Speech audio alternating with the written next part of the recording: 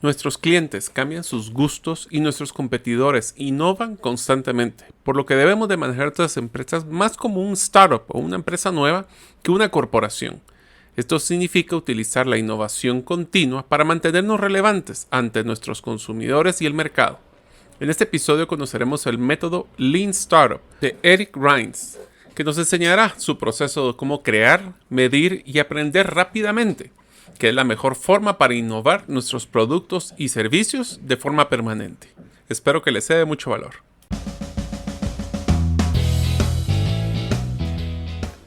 Bienvenidos al podcast Gerente de los Sueños, donde le brindamos las herramientas prácticas, competencias e inspiración para que los líderes de impacto cumplan sus sueños.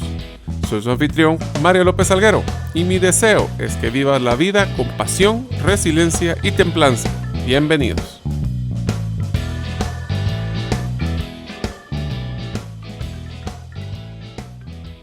Hola amigos, bienvenidos al episodio número 77 del podcast Gerente de los Sueños. Mi nombre es Mario López Alguero y este mes he decidido iniciar un cambio de vida a una más saludable. Esto significa estar más activo, así como de mejorar mi dieta. Les contaré cómo me va con este reto personal en los próximos episodios. Deseo agradecerte que nos escuches el día de hoy. Si todavía no eres parte de la comunidad de los sueños, puedes hacerlo suscribiéndote a nuestros correos electrónicos, ingresando a la página gerentedelosueños.com o a través de nuestro listado de difusión en WhatsApp, enviando tu nombre al +502 para aquellos que nos escuchan fuera de las fronteras de Guatemala y el número de celular 5017-1018. Repito, 5017-1018. Hola amigos, vamos a empezar con el concepto de qué es una startup. Una startup es una empresa que está iniciando funciones y es una institución humana diseñada para crear un nuevo producto o servicio bajo condiciones de incertidumbre extrema. Adicionalmente, una startup necesita del fracaso y el aprendizaje continuo como mecanismos para evaluar sus hipótesis de partida. En pocas palabras, no tenemos una certeza, sino que vamos a crear hipótesis y vamos a ir validando en el camino porque existe mucha incertidumbre. Estas son las bases que creo que deberíamos de aplicar en cualquiera de las empresas a la hora de que tenemos que innovar, cambiar, renovar un producto o servicio o simplemente la forma como podemos mantenernos relevantes en nuestro negocio y en el mercado. Es por esto que vamos a conocer en este episodio el método de Lean Startup de Eric Rines, que es cómo crear empresas de éxito utilizando la innovación continua, como que si fuéramos una startup. Así que empecemos con las bases del método de Lean Startup. Una startup, como lo utiliza una analogía el autor, es como un automóvil de combustión interna, que es impulsado por dos grandes círculos de feedback o de retroalimentación. El primero se encuentra dentro del motor. Cada diminuta explosión dentro del cilindro suministra la fuerza motriz necesaria para hacer girar las ruedas, pero también impulsa la ignición para poder hacer la siguiente explosión. Los startups tienen un motor parecido, le llamaremos el motor de crecimiento.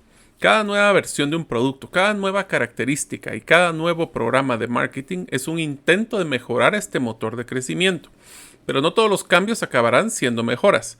El desarrollo de nuestros productos se da en medio de grandes dificultades. Gran parte del tiempo en la vida de una startup transcurre poniendo a punto el motor a través de mejoras de productos, el marketing o sus operaciones. En pocas palabras, tenemos que mejorar constantemente para no mantenernos en un círculo de irrelevancia. Al revés, queremos mantenernos relevantes constantemente. El segundo circuito de feedback importante en un automóvil es el que tiene entre el conductor y el volante. Este círculo es tan inmediato y automático que a menudo ni siquiera pensamos en él. Si viaja cada día para ir a trabajar, probablemente nosotros ni siquiera nos acordamos qué giros, qué vueltas o qué movimientos hicimos en el vehículo.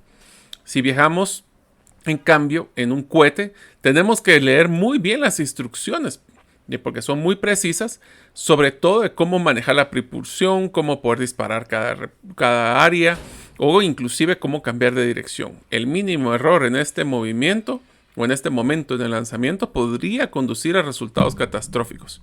Desgraciadamente, demasiados negocios parecen estar diseñados para planificar cómo lanzar un cohete, en vez de hacerlo como manejar un vehículo.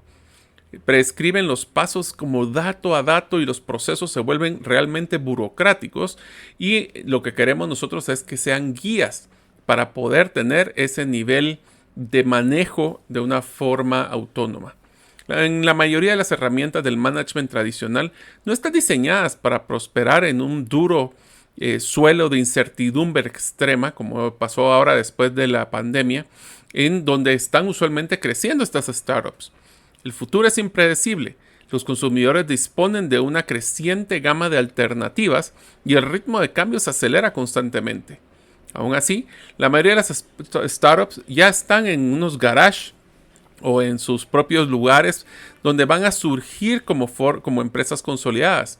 Todavía se gestionan algunos bajo un modelo de estándares empresariales como que si fueran una corporación, o para inclusive hacer una planificación estratégica de 5 a 10 años, cuando realmente no sabemos cómo se va a mover el mundo, probablemente en unos próximos 2 a 3 meses. El modelo Lean Startup, en cambio, está diseñado para enseñar a conducir una startup a través de la experimentación. En lugar de hacer planes complejos basados en muchas asunciones, se pueden hacer ajustes constantes con un volante llamado el circuito de feedback, que es crear, medir y aprender, que es el núcleo central de este método. A través de este proceso de dirección, podemos aprender cómo saber si se ha llegado el momento de hacer un giro drástico, o lo que vamos a llamar un pivote, o si debemos de perseverar en nuestra trayectoria actual. Cuando tenemos un motor revolucionado, el método de Lean Startup ofrece mecanismos para que el negocio se amplíe y crezca de una mejor velocidad. Los startups también tienen un objetivo, un destino en mente, que es crear un negocio próspero, adicionaría sostenible, que cambia el mundo. Este objeto es la visión de la startup. Para llevar a un buen término esta misión, las startups deben emplear una estrategia que incluye un modelo de negocios, un mapa de productos, un enfoque relativo hacia los socios o los stakeholders y los competidores, que tenemos que tenerlos bien claros qué es lo que están haciendo y cuál es su propuesta de valor, así como las ideas sobre quiénes serán sus principales consumidores. El producto es el resultado final de esta estrategia. Los productos cambian constantemente a través del proceso de optimización. Por eso es que no necesariamente es cambiar radicalmente los productos, es renovar o refrescar los productos basado en los cambios constantes de las necesidades de los consumidores. De vez en cuando, la estrategia debe cambiar, como lo platicábamos, el concepto de un pivote. Los emprendedores lo dan todo con tal de ver que su startup llegue a las metas. Cada contratiempo es una oportunidad para aprender cómo llegar al punto donde se quiere hacer, o donde se quiere llegar, mejor dicho, como el conocimiento validado. Como vemos, el método Lean Startup redefine los esfuerzos de una startup como experimentos que prueban sus estrategias para ver qué partes son brillantes y cuáles pueden ser hasta descabelladas. Un experimento de verdad sigue siendo el método científico. Empieza con una hipótesis que hace predicciones sobre lo que supuestamente puede pasar. Como ahora el mundo es tan cambiante, pues vamos a manejar conceptos de hipótesis que hay que validar constantemente. Entonces hacemos una prueba empírica de estas predicciones. Del mismo modo que la experimentación científica se basa en la teoría, la experimentación de la startup se guía por una visión. El objetivo de cada experimento de la startup es descubrir cómo crear un negocio sostenible a partir de esta visión. Un ejemplo de esto fue, por ejemplo, la empresa de Zappos, que es Zappos no de los anfibios, sino Zappos, que es una empresa que se creó para poder vender zapatos por internet, donde tenía una hipótesis de que sí existen personas que sí, porque todos antes existía el concepto de que queríamos probarnos los zapatos para poder comprarlos, y ellos hicieron una hipótesis de que la gente quería comprar zapatos online. Si Zappos hubiera hecho un estudio de mercado, habría podido analizar lo que los consumidores creen que quieren. Pero cuando un producto, aunque sea simple, la empresa aprendió más creando una página de demostración y empezar a validar sus asunciones en vivo con los clientes.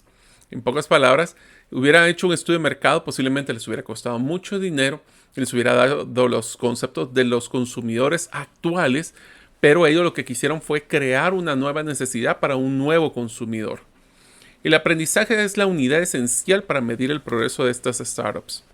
Aquel esfuerzo que no es necesario para saber qué quieren los consumidores puede eliminarse. Es conocimiento validado porque siempre se puede demostrar a través de las mejoras de los principales indicadores del startup. En pocas palabras, si se recuerdan, una de las bases del modelo de relevancia que hablamos en episodios anteriores es el de no suponer, validar. El método de Lean Startup se divide en 3 áreas, como mencioné anteriormente. Crear, que es crear rápido, que incluirá el producto mínimo viable, vamos a hablar de este tema, las hipótesis de creación de valor y las hipótesis de crecimiento. Después hablaremos el módulo 2, que es medir, que es contabilidad de la innovación, indicadores accionables versus vanidosos. Ahí vamos a platicar mucho de, tenemos que quitar el ego, el aprendizaje versus optimización, lilotes pequeños. Y finalmente será el tercer módulo, que es el aprender, que incluye pivotear o perseverar, vale la pena parar o seguir, la experimentación propia y vamos a tener que tener coraje para hacerlo. Una vez que aprendemos, creamos nuevas hipótesis y el ciclo empieza de nuevo. Así que si están listos, empezamos con el paso de crear. Por ejemplo, cuando hablamos de crear, Facebook es un caso ejemplo, consiguió mucho dinero a través de las inversiones de capital de riesgo. Investiguemos por qué. Lo que más impresionó a los inversores a la hora que Facebook llegaba a pedirles dinero eran 2 cosas. La cantidad de tiempo que los usuarios activos de Facebook pasaban en la web y la tasa en la cual habían conseguido implantarse en sus primeros campus de universitarios sin haber tenido que gastar un solo dólar en marketing o publicidad. En otras palabras, Facebook atrajo el interés de los inversores porque había validado las 2 cuestiones de un acto de fe más importantes a las que se enfrentaba cualquier tipo de startup: la hipótesis de creación de valor y la hipótesis de crecimiento. Vamos a hablar ahora cada una de ellas. Para las startups, el papel de la estrategia es contribuir a descubrir qué preguntas deben hacerse. Cada plan de negocio empieza con un conjunto de asunciones.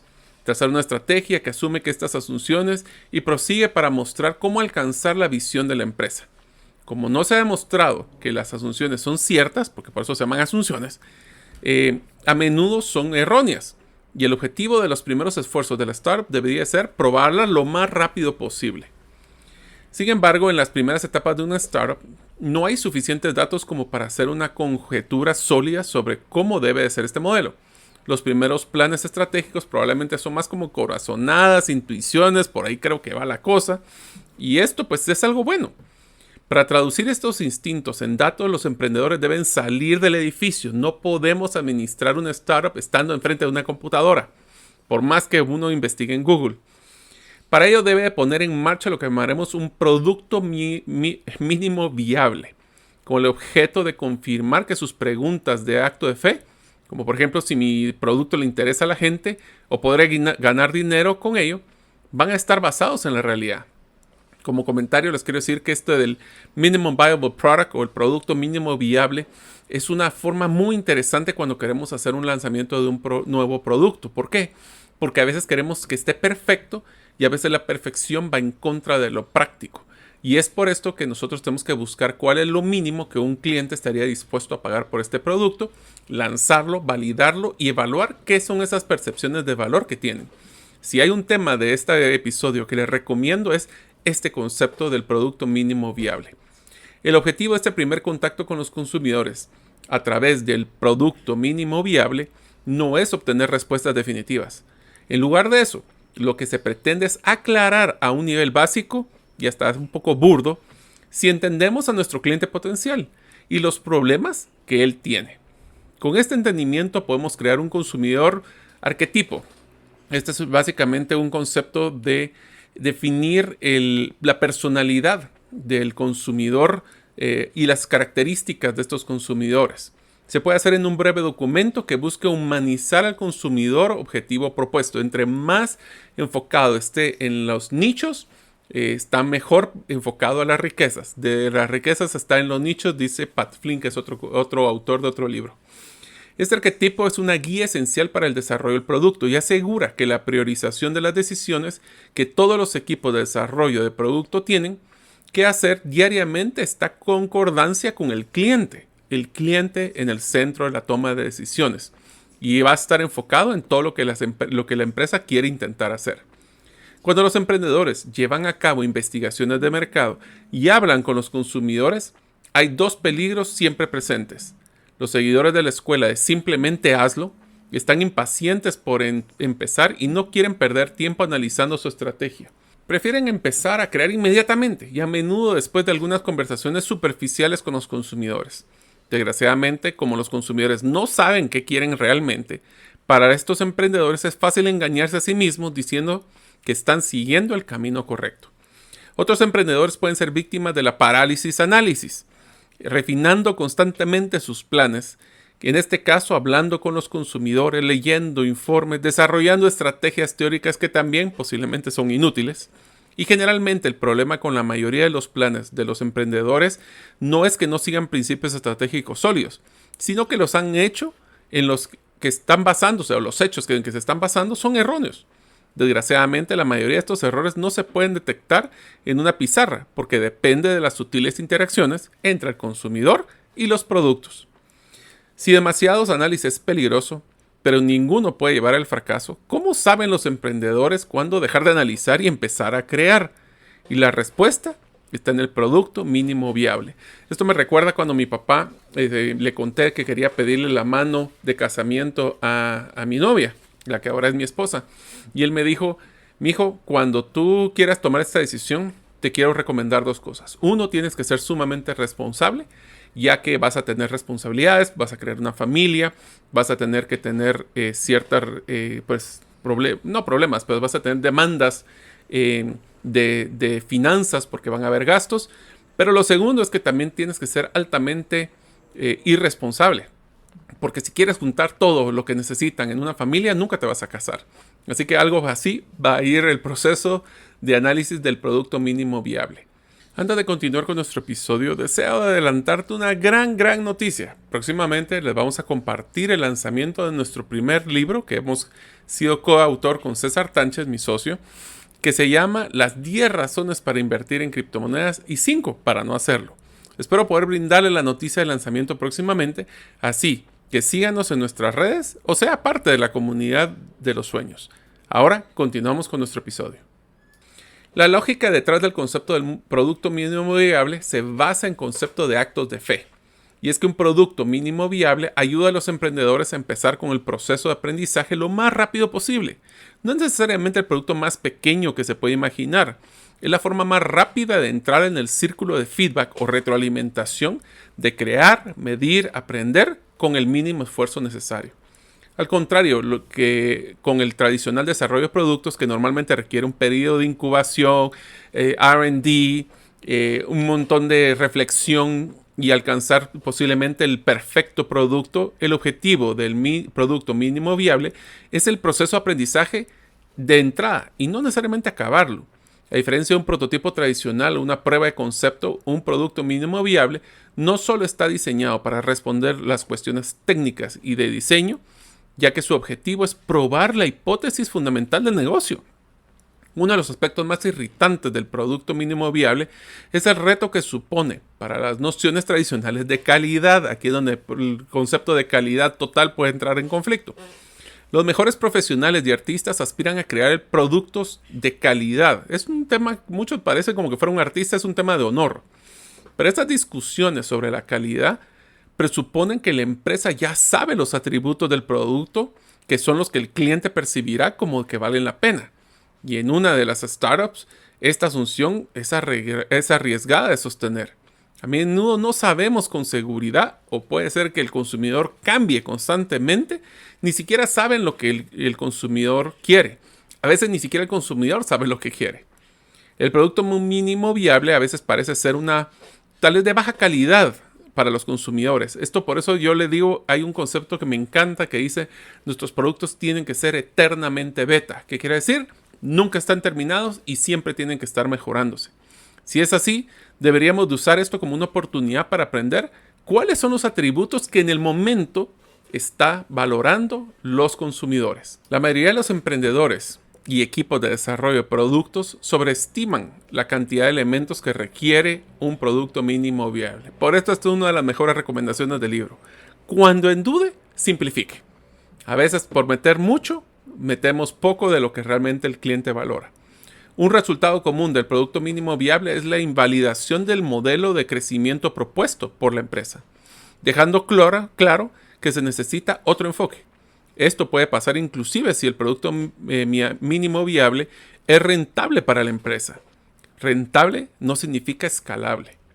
Si un modelo de crecimiento formal, muchas empresas caen en la trampa de satisfacerse con un pequeño negocio rentable, cuando un pivote o un cambio de estrategia podría llevarlo a un crecimiento significativo. La única manera de saberlo es haber probado sistémicamente el modelo de crecimiento con clientes reales. Ahora entramos al módulo 2, que es medir.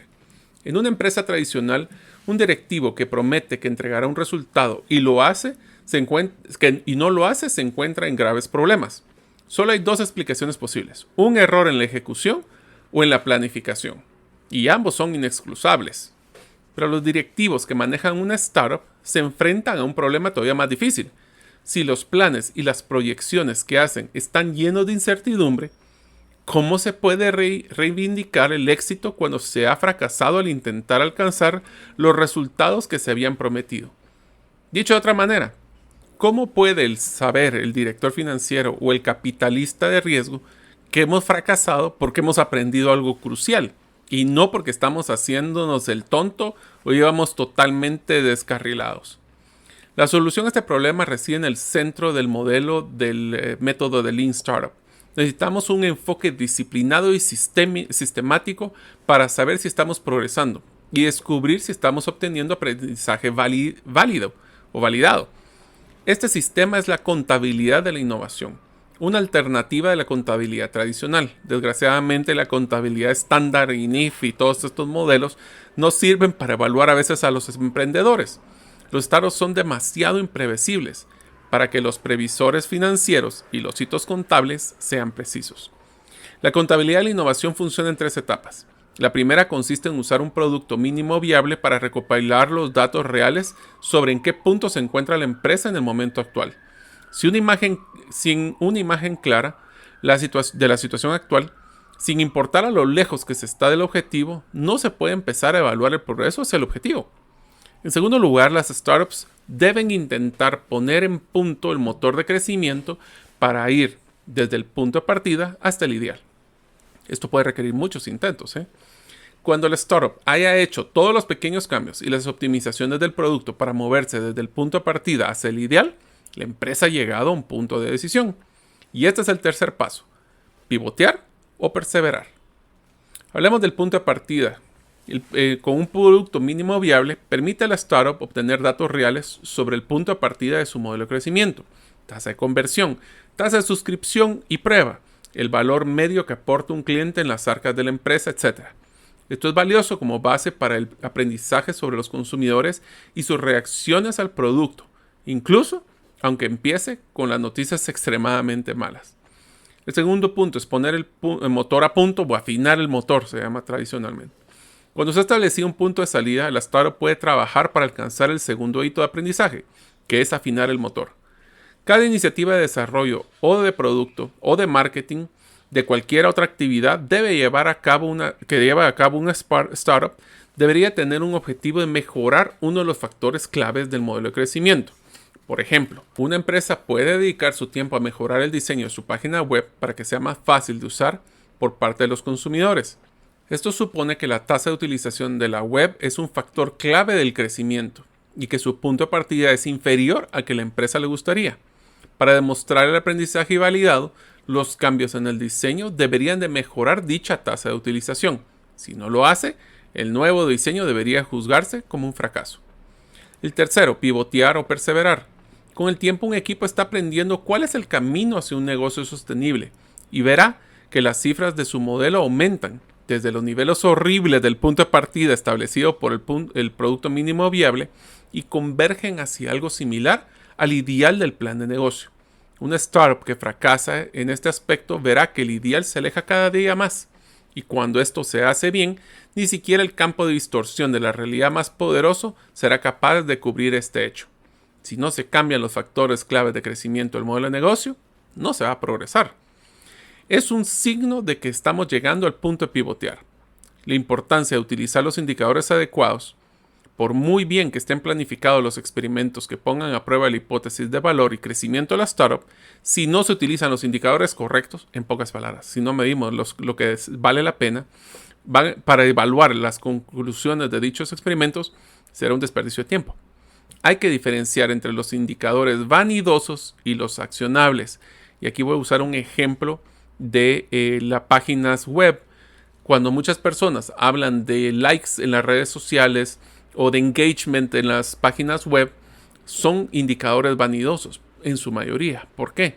Porque un like no garantiza una venta. Un engagement o interacción con las páginas no garantizan las ventas. Y esos a veces los tenemos solo por temas de ego. Por eso es que tenemos que utilizar los indicadores que son accionables, los que yo puedo influenciar, los que van a generar, desde que si mejora ese resultado, generarán nuestro resultado final. Finalmente hablamos de la optimización versus aprendizaje. Ingenieros, como yo, diseñadores y comerciales están entrenados para optimizar. Los ingenieros estamos preparados para mejorar el rendimiento del producto, igual que los diseñadores son buenos para facilitar su uso. Todas estas actividades en una organización tradicional bien gestionada ofrecen un aumento del beneficio por un aumento en el esfuerzo. Siempre que se ejecute correctamente el plan, el trabajo duro aporta resultados. Sin embargo, estas herramientas para mejorar el producto no funcionan de la misma manera en los startups. Si se está construyendo algo equivocado, optimizar ese producto y comercializarlo no va a dar resultados significativos. Empiezo mal, pues más eficiente no significa que vaya a ser mejor. Una startup debe medir su progreso con un listón más alto. Si unas características hacen que el producto o servicio sea mejor ante los ojos de los ingenieros o diseñadores, pero no tiene buen impacto con el comportamiento de los consumidores, es probable que se estemos despilfarrando o estemos desperdiciando mucho tiempo y recursos. Por eso es que una de las frases que menciona el libro es despacio que tengo prisa por aprender. En el libro de Lean Thinking, James Womack y Daniel Jones explican una historia sobre cómo llenar sobres con publicidad con la ayuda de sus dos hijas pequeñas. En pocas palabras, en esta historia cuenta de cómo una opción es poder tener una niña que se dedicara solo a doblar los sobres y la otra que se dedicara solo a ingresar las tarjetas o las cartas dentro del sobre. Se especializaba uno con un proceso o el otro. Y ellos lo que me encontraron es de que era más eficiente y más rápido que una persona doblara las cartas y colocara el sobre para que terminara el proceso con un concepto de flujo de pequeñas actividades. La base del éxito de los lotes pequeños, que fue lo que encontraron, puede usarse para mejorar de forma espectacular la velocidad de la cual las startups obtienen los aprendizajes validados. Trabajar con lotes pequeños asegura que la startup puede minimizar el gasto de tiempo, dinero y esfuerzo que finalmente ha sido un desperdicio. Esto quiere decir de que si nosotros es más fácil hacer un lote pequeño de producto, validarlo y mejorarlo, que tratar de hacer lotes grandes que no solo vamos a gastar más tiempo y dinero. Y finalmente el paso 3 del modelo de Lean Startup es aprender. Todo lo que hemos visto hasta ahora es un preludio a la pregunta aparentemente simple. ¿Estamos haciendo progresos suficientes como creer que nuestra hipótesis estratégica inicial es la correcta o debemos de hacer algún cambio importante? Esto es lo que llamamos un pivote, una corrección estructurada diseñada para probar una hipótesis básica sobre el producto, la estrategia y el motor de crecimiento es la correcta.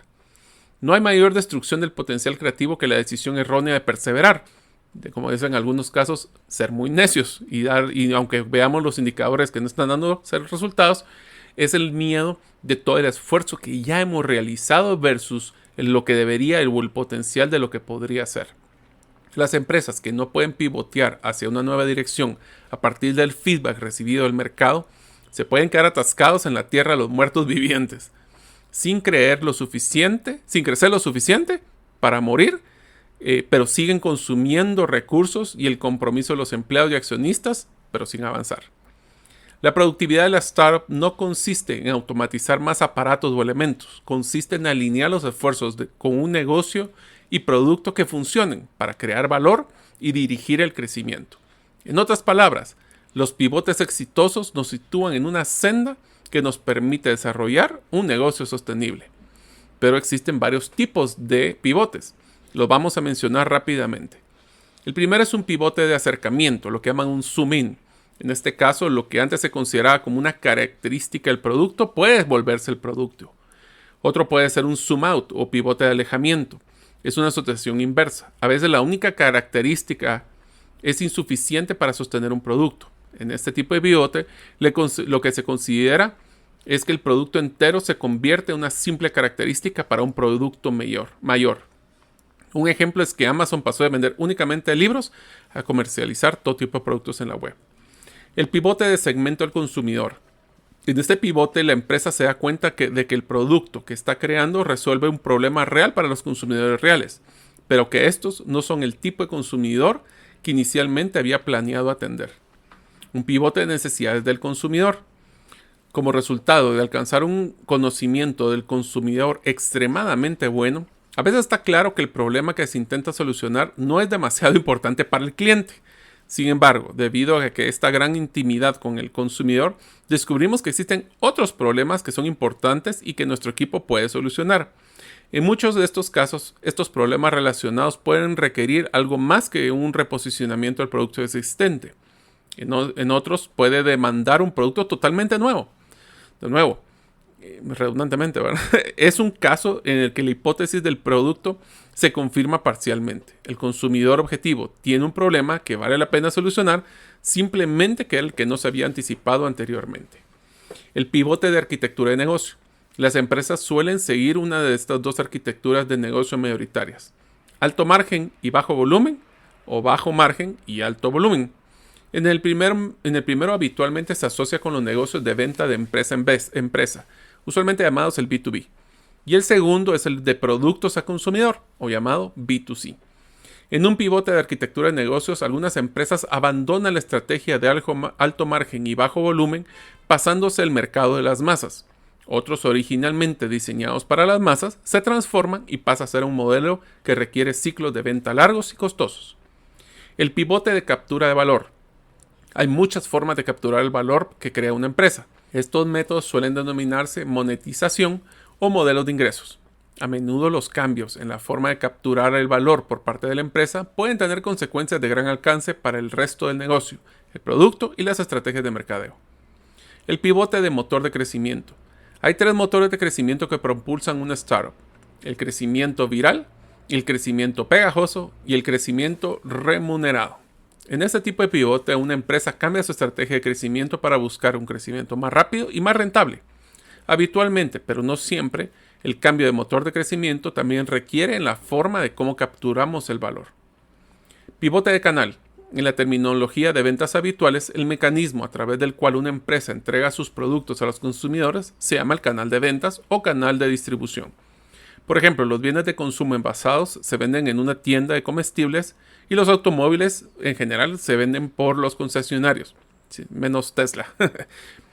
A menudo los requerimientos del canal determinan el precio, las características y el panorama competitivo del producto. Un pivote de canal es el reconocimiento de que la misma solución básica puede suministrarse a través de un canal diferente con mayor efectividad. Y finalmente, el pivote de tecnología. Una empresa puede descubrir una forma diferente para alcanzar una misma solución usando una tecnología completamente distinta. En estos casos, el segmento de consumidores, el modelo de captura del valor y los canales son los mismos, pero la nueva tecnología puede proporcionar unos resultados superiores en comparación con la tecnología existente. Ahora vamos a hablar de experimentar en carne propia. El problema con los ejemplos conocidos de pivotes es que la mayoría de la gente se familiariza con las estrategias que al final tienen éxito, aplicadas por empresas famosas. Aquello que generalmente es menos conocido son los pivotes que se han necesitado para descubrir esas estrategias. Las empresas tienen un fuerte incentivo para hacer girar sus historias de relaciones públicas alrededor de lo heroico del fundador y hacer que parezcan que su éxito es inevitable, ya que es resultado de una buena idea. Aún así, las startups suelen pivotear hacia la estrategia que les parece similar a una empresa de éxito. Lo importante es no poner mucho énfasis en estas analogías. Es extremadamente difícil saber la analogía que se ha trazado bien. ¿Hemos copiado los elementos correctos o es únicamente superficial? ¿Aquello que ha funcionado en esa industria, será que me va a funcionar a mí? ¿Y lo que ha funcionado en el pasado será un predictor del futuro? Por eso es que los pivotes requieren coraje. Pregúntale a la mayoría de los emprendedores que ha decidido pivotear y le dirán que desearán haber hecho esa decisión antes. Creo que hay 3 razones por las que ocurre esto. En primer lugar, los indicadores vanidosos pueden hacer que los emprendedores lleguen a falsas conclusiones y vivan en su propio mundo. Esto perjudica las decisiones de pivotear, porque priva a los equipos de la creencia de que es necesario el cambio. En segundo lugar, cuando un emprendedor no tiene la hipótesis clara, es casi imposible experimentar un fracaso total. Y sin fracaso, no suele existir el impulso necesario para embarcarse en un cambio radical que requiere un pivote. Por último, muchos emprendedores tienen miedo. Reconocen el fracaso puede llevar una moral peligrosamente baja. Irónicamente, este miedo eleva el riesgo porque el proceso de prueba no tiene lugar hasta que la visión no está totalmente realizada. Sin embargo, en este momento suele ser demasiado tarde para pivotear, puesto que está acabado de los fondos. Para evitar este destino, los emprendedores necesitan enfrentarse a sus miedos, aceptar el fracaso, aprender y a menudo inclusivamente hacerlo públicamente. De hecho, los emprendedores con un mayor alto perfil, ya sea por causa de su fama personal o porque operan como parte de una marca reconocida, se enfrentan a una versión extremadamente de este problema porque les da miedo fracasar. Así que si ustedes se dan cuenta, lo que nos demuestra este modelo de Lean Startup es que ayuda al camino de mejora y renovación de nuestras empresas. Espero que este episodio les ayude a ustedes a poder cambiar, a no tener miedo a pivotear y realmente buscar una renovación constante a través de la innovación permanente. Espero que el programa haya sido de su agrado. Gracias por escuchar el episodio de hoy de Gerente de los Sueños. Recuerda que para lograr cumplir tus sueños, solo debes de ponerle fecha y tomar acción. Las notas y material complementario de cada episodio puedes encontrarlo en la página gerentedelosueños.com. La música que han escuchado es Feeling Good de Kevin MacLeod y pueden encontrarla en incompetech.com. Hasta la próxima y que sigamos haciendo nuestros sueños una realidad.